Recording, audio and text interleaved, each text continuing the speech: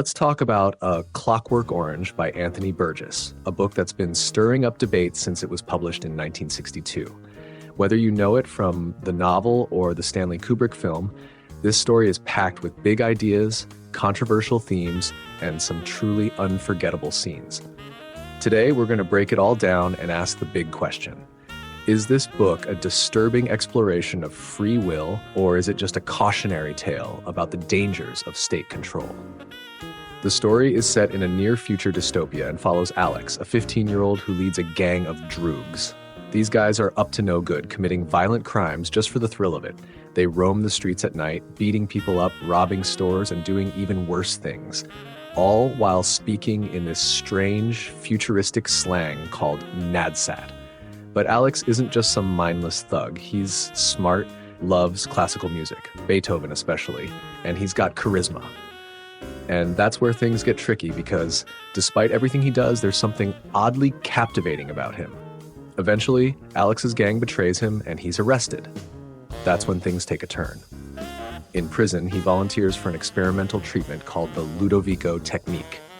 It's supposed to cure him of his violent tendencies by conditioning him to feel physically sick at the thought of violence. The state takes away his ability to choose, essentially turning him into a robot who's incapable of doing wrong. But here's the kicker. He can't choose to do good either. And that's where Burgess asks one of the novel's biggest questions. What's the point of being good if you don't have the choice to be bad? It's a heavy theme, and Burgess really dives into it. Alex starts out with complete freedom, using his free will to do terrible things. Then, after the treatment, he's completely controlled by the state. Burgess forces us to wrestle with the uncomfortable idea that maybe the ability to choose, even if you choose violence, is better than being a mindless machine that can't choose at all. This is what makes A Clockwork Orange such a tough but fascinating read. It's not just about violence. It's about the moral consequences of taking away someone's free will. Now, let's talk about the violence for a minute. There's no denying A Clockwork Orange is brutal. The violence is graphic, and it's right there in your face. And yet, it's also a tool Burgess uses to make a bigger point. He's not just trying to shock readers, he's pushing us to think about the human condition. Why do people choose violence? What happens when a society tries to stamp out that violence by controlling people? The violence in the book isn't just gratuitous. It's part of a larger conversation about power and control. One of the most interesting things Burgess does to distance the reader from the violence is his use of language. The futuristic slang, nadsat, is a mix of Russian, English, and Cockney rhyming slang. At first it's hard to follow, but once you get the hang of it, it sucks you into Alex's world.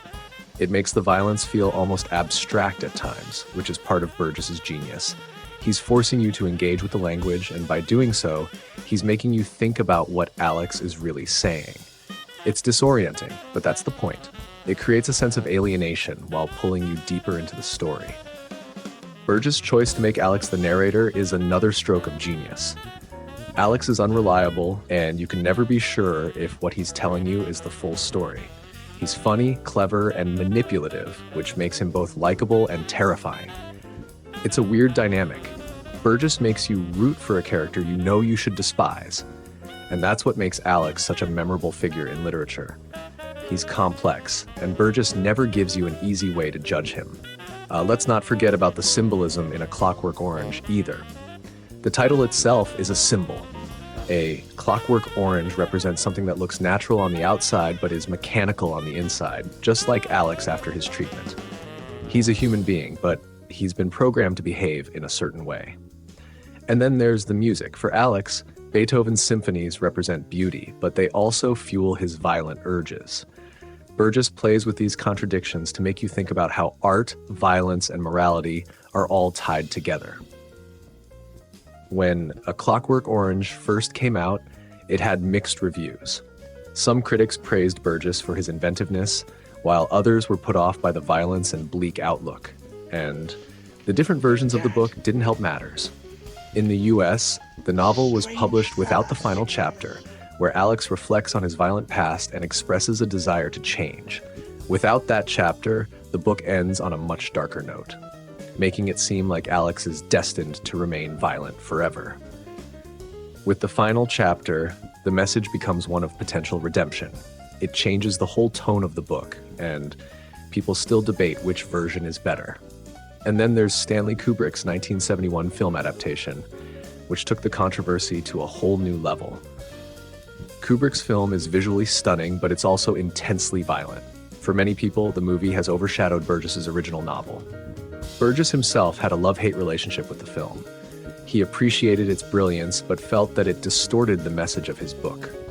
For a lot of people, Kubrick's version is A Clockwork Orange, but the novel offers a much richer, more complex exploration of its themes. Even today, A Clockwork Orange is as relevant as ever. Its exploration of free will, the ethics of punishment, and the role of state control speaks directly to current debates about the justice system, personal freedom, and morality. It's a novel that refuses to give you easy answers, which is why it continues to provoke thought and discussion more than 60 years after it was published. So, is A Clockwork Orange a masterpiece? Absolutely. But it's also a deeply unsettling one. It forces you to think about things you'd rather not think about violence, power, and what it means to be truly free. Burgess didn't write this novel to make you comfortable. He wrote it to challenge you, and that's why it remains one of the most important works of modern literature. Thanks for tuning in to this Sunday review. If you enjoyed this breakdown of A Clockwork Orange, don't forget to hit that like button and subscribe for more literary deep dives and reviews.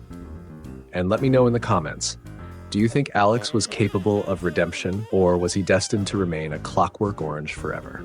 See you next time.